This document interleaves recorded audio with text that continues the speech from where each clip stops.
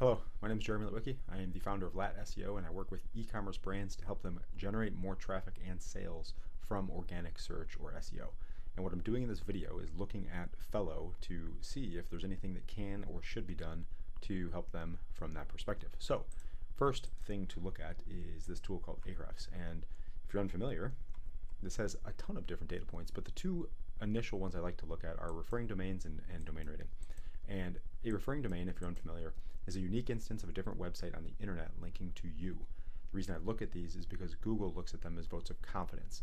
When a trusted site, or any site for that matter, links to you, Google sees that, and if it's a trusted or high-powered or authoritative website, Google will see your site in that same lens. So in general, it's a good idea to get trusted websites and high-powered and highly authoritative sites to link to you. Now, as you do that also, generally, your DR or domain rating tends to increase. This is on a 0 to 100 scale, and essentially lets us know how powerful or how authoritative your site is relative to your competitors, and also lets us know how difficult a keyword or phrase is likely to be to rank for based on the site's ranking for those keywords. Now, speaking of keywords, let's look at keywords for Fellow. And this chart here shows all keywords their site is ranking for, but I've already filtered this to include position 2 through 20.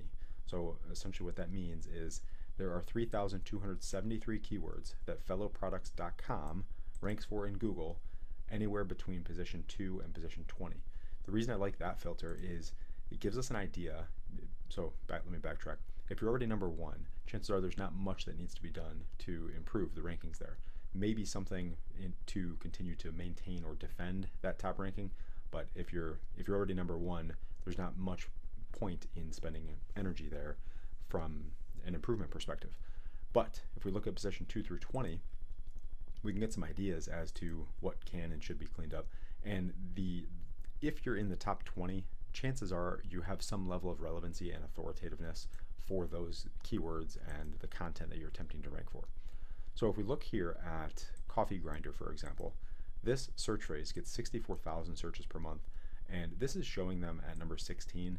I've seen a different search that shows them at number 7, but even still, huge potential to go from 16 to the top of page 1 or number 7 to the top of page 1 as well. So if we look at the search results here, first thing I like to do is look at the DR column to see, is this even a keyword or phrase that would make sense for them to compete for? And fellowproducts.com is DR 72. We look at NYMag at number 1 is 90, Amazon 96, Me Coffee here at DR 6, Prima Coffee 63, 96, 60. So they're higher than multiple websites ranking on page 1 for this key phrase. So absolutely something they could compete for. Now, one other thing I like to do is look at the domains column. So that's this column here.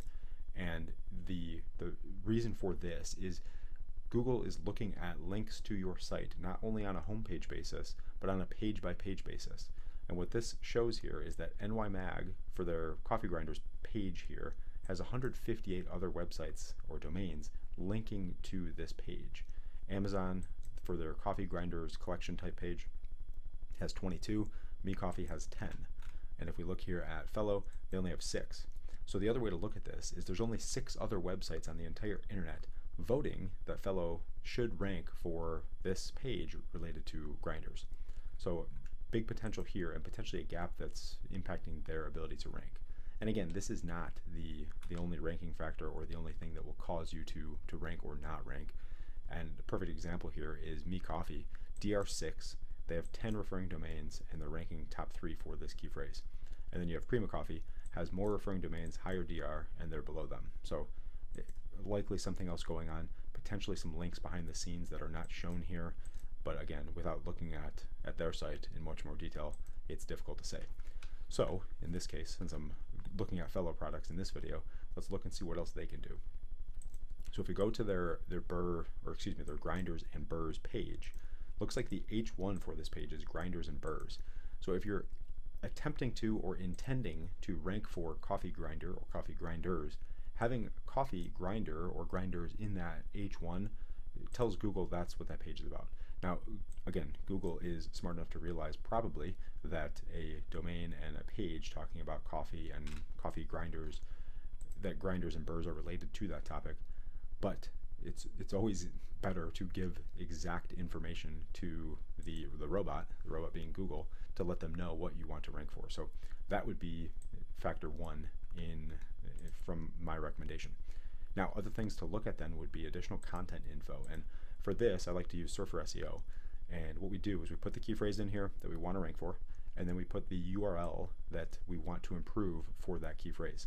And what this tool shows us are the top 5 ranking sites in Google for this term, and gives us an idea as to what we should have on our page here, or this URL, to rank better for coffee grinder in this case, or whatever term is in here, and gives us an expected average of what we should have in terms of content, keywords, H tags, title, description, things like that. So first thing to look at would be content density or keyword density. And you can see here for the term coffee grinders, it's expected to be on the page 1 to 2 times, and they have it 0. Coffee grinder, it's expected 2 to 3, they have it 0. They actually have it once, and it is, if we do a search, actually they have coffee grinder 1 time on this page, and it's right here. It's for this product listing name. So something to think about if you're looking at your site would be content. So if you're looking at this page, one strategy would be to add content at the bottom here, and you can have nicely styled content with images and links to other helpful content on your site. Have information about grinders, the different types, how they work, the benefits and pros and cons of each, things like that. And if we look here back at Surfer, a couple other opportunities here for them. Add the keyword in the H1. None of the top ranking sites actually have that, so that would be something that would be interesting to test. Keyword in the title. They do have a partial, so replace partial keywords with exact in H1, and because they have grinders in here, they have a partial. NY Mag, Prima Coffee, and Amazon have that as well. So again, just looking at this from a general perspective to get some ideas as to what can or should be improved from a content perspective gives an idea to how to improve this page itself. And then you can obviously run these similar searches and similar auditing strategies on other pages and other collections on the site. But that would be something that would be relatively easy to test, and just switching this from grinders and burrs to coffee grinders, and then have grinders and burrs right here or something, style a little bit differently, but put that into the H1 will make it easier for search engines to understand what you want to rank for, and likely make it easier for you to rank for that as well. So hopefully this video was valuable, and if you did get value from it, please subscribe. I plan to put out more content just like this, and also additional helpful content explaining the SEO process as it relates to Shopify and e-commerce in general. And that's it. I'll see you on the next one.